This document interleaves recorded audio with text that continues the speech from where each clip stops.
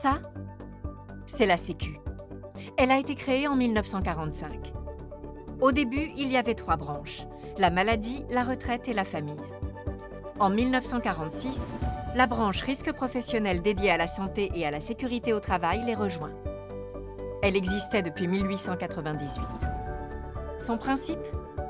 Tout accident du travail, accident de trajet ou maladie professionnelle du salarié est pris en charge grâce à un financement par les cotisations des employeurs. L'assurance maladie risque professionnel assure plus de 19 millions de salariés dans plus de 2 millions d'entreprises. Avec ses 6 000 employés, elle assure l'indemnisation des salariés, la tarification des entreprises, la prévention des risques et la gestion du compte professionnel de prévention. Commençons par l'indemnisation. Enquêteurs, juristes, médecins conseils et gestionnaires traitent les déclarations d'accidents ou de maladies professionnelles. Chaque année, leur travail permet d'indemniser en moyenne 800 000 accidents du travail, accidents de trajet et maladies professionnelles et de verser des rentes à près de 1,4 million de personnes. Ensuite vient la tarification. Les entreprises cotisent selon leur sinistralité, leur taille ou leur secteur d'activité.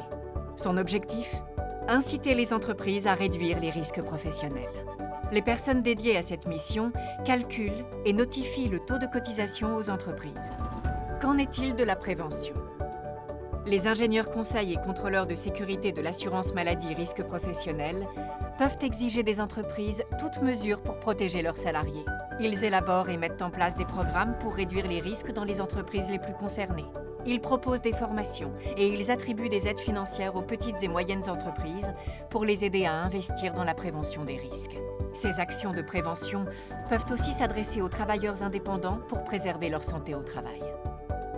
L'assurance maladie risque professionnel gère également le compte professionnel de prévention. Il permet aux salariés exposés à certains risques et déclarés par leur employeur d'acquérir des points. Ces points servent à financer une formation, à réduire le temps de travail sans baisser le salaire ou encore à partir plus tôt à la retraite.